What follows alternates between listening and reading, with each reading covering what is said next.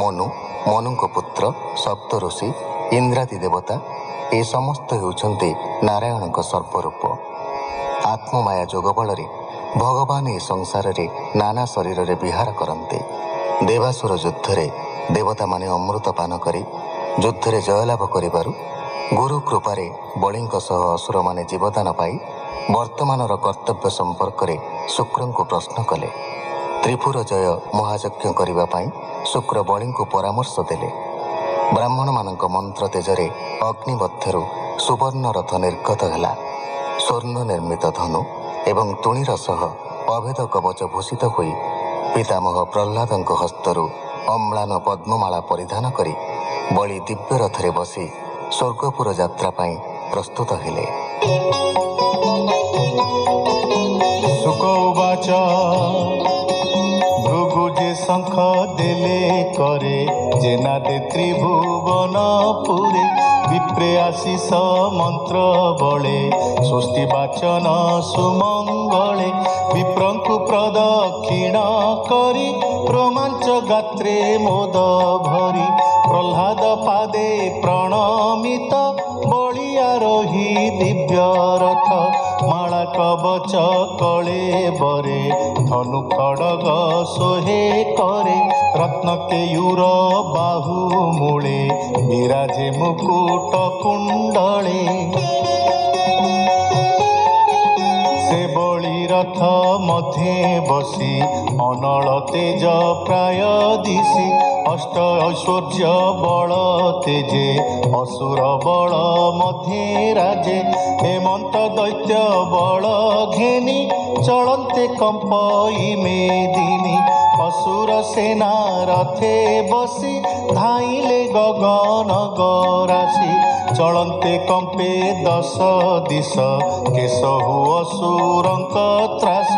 ମିଳିଲେ ଇନ୍ଦ୍ରର ଭୁବନେ ସକଳେ ବିଧିର ବିଧାନେ ବେଗେ ରୁନ୍ଧିଲା ଅଷ୍ଟ ଦିଗ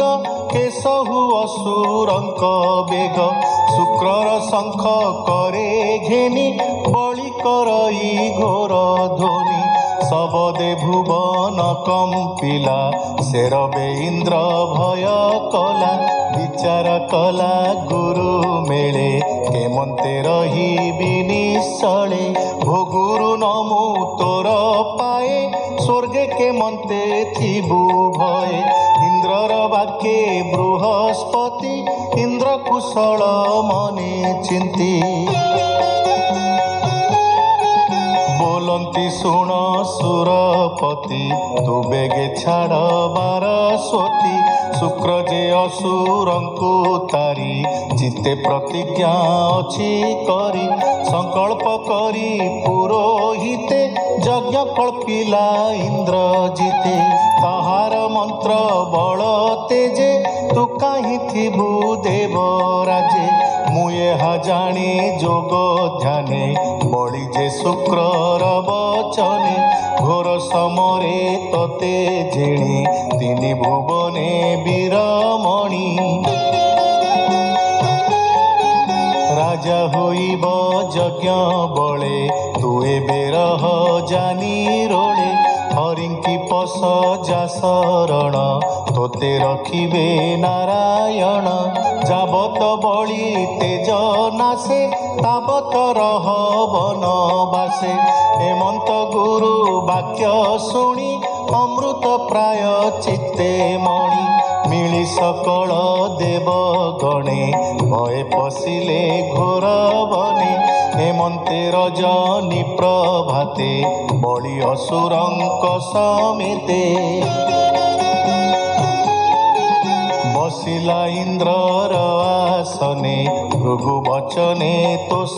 ମନେ ସୁଜନେ ଏଣେ କରମତି ତରିବ ବିଷୟ ଦୁର୍ଗତି ମନ ନିବେଶ ହରି ପାଦେ ମାୟା ତରିବ ଅପ୍ରମାଦେ ବୋଲଇ ଦାସ ଜଗନ୍ନାଥ ଭାଷା ପ୍ରବନ୍ଧେ ଭାଗବତ ଇତି ଶ୍ରୀ श्रीमद्भागवते महापुराणे पारमहंस्यां संहितायां अष्टमस्कन्धे बलिराजा स्वर्गविजये नाम चतुर्दशोऽध्यायः।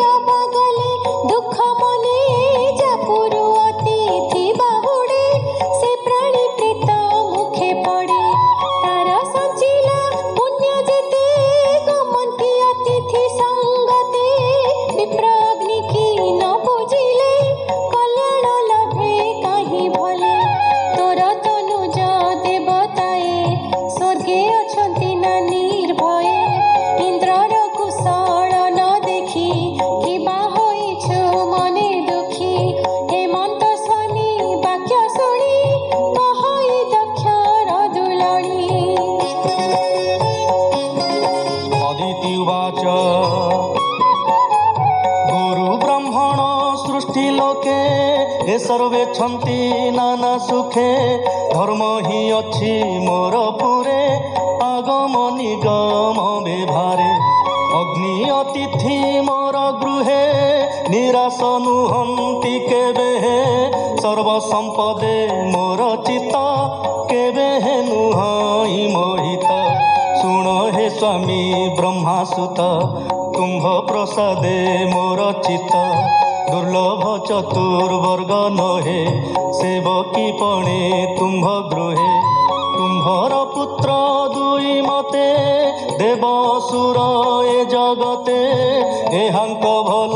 तुम्भे इच्छा एहा मु देखई प्रत्यक्ष मो पुत्रे सत्व गुणे थांती असुरे रज तम चिंती पीड़ा करती साधु जने, धर्म रखती मो नंदने।